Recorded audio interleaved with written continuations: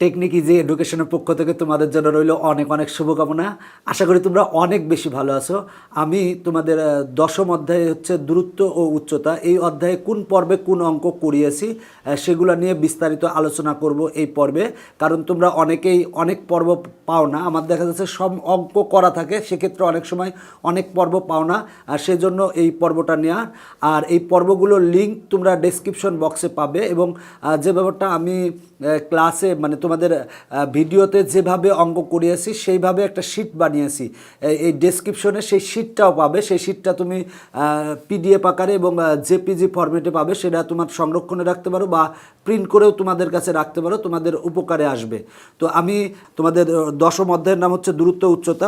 এই অধ্যায়ের প্রত্যেকটা অঙ্ক এবং প্রত্যেকটা উদাহরণ এবং প্রত্যেকটা কাজ আমি সমাধান করে দিয়েছি।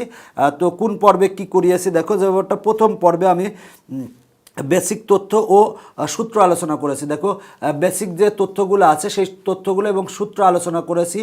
বিশেষ করে এই পর্বটা তোমাদের জন্য অনেক গুরুত্বপূর্ণ।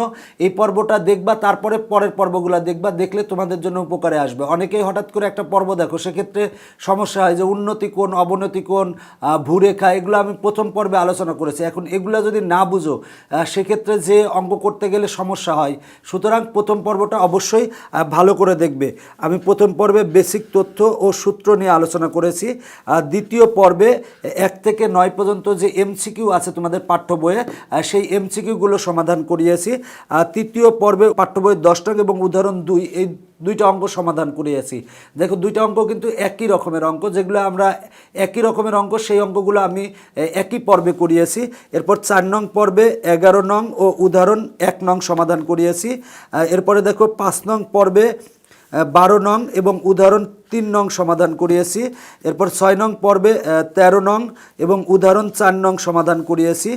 7 নং পর্বে 14 নং, পাঠ্য বইয়ের 14 নং এবং উদাহরণ 5 নং সমাধান করিয়েছি।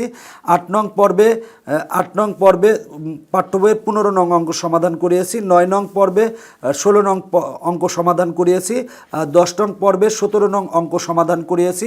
11 নং পর্বে পাঠ্য বইয়ের 18 এবং উদাহরণ 6, এই দুইটা অঙ্ক সমাধান করিয়েছি। এরপরে দেখো যে ব্যাপারটা 12 নং পর্বে তোমাদের পাঠ্য বইতে যে 19 নং সৃজনশীলটি আছে, সেই সৃজনশীলটি আমি সমাধান করিয়েছি। এরপর 13 নং পর্বে তোমাদের পাঠ্য বইতে যে 20 নং সৃজনশীল আছে, সেই সৃজনশীলটি সমাধান করিয়েছি। 14 নং পর্বে তোমাদের পাঠ্য বইতে যে 21 নং সৃজনশীল আছে, সেই সৃজনশীল সমাধান করিয়েছি। 15 নং পর্বে পাঠ্য বইয়ের 198 পৃষ্ঠার কাজ হিসেবে যে অঙ্ক দেওয়া আছে, সেই অঙ্ক সমাধান করিয়েছি। এরপরে দেখো 16 নং পর্বে পাঠ্য বইয়ের 199 পৃষ্ঠার কাজ ক ও খ, এই দুইটা অঙ্ক সমাধান করিয়েছি। 17 নং পর্বে পাঠ্য বইয়ের 200 নং পৃষ্ঠার কাজ সমাধান করিয়েছি। এবং 18 নং পর্বে পাঠ্য বইয়ের 202 নং পৃষ্ঠার কাজ সমাধান করিয়েছি। মনে রাখবা যে এই অনুশীলনীর সবচেয়ে এই 18 নম্বর পর্বটা বেশি গুরুত্বপূর্ণ। বোর্ড পরীক্ষায় 18 নম্বর পর্ব থেকে প্রায় অঙ্ক আসে এবং এই অঙ্কটা অনেক গুরুত্বপূর্ণ। পাঠ্য বইয়ের 202 পৃষ্ঠার যে কাজটা আছে, মনে রাখবা এই কাজটা সৃজনশীল হিসেবে বোর্ড পরীক্ষায় প্রায় আসে, তাই এটা অবশ্যই ভালো করে গুরুত্ব সহকারে করবে। আর যে ব্যাপারটা এই অঙ্কগুলো আমি আমি যে ভিডিওগুলো করিয়েছি সেখানে কিন্তু নাম্বার দেয়া নাই। তো ওই মনে রাখবা যে তুমি যদি 3 নং পর্বে যাও, প্রথমে করা আছে, প্রথমেটা হচ্ছে 10 নং অঙ্ক, তারপরেরটা হচ্ছে উদাহরণ 2।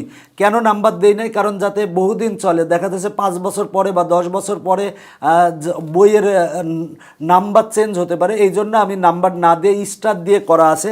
এখন মনে করো যে তোমার 20 নং অঙ্ক দরকার, তাহলে তুমি 13 নম্বর পর্বে চলে যাও, 20 নং সৃজনশীলটি তুমি পাবে, তবে ওইখানে নাম্বার না দিয়ে স্টার দেওয়া আছে।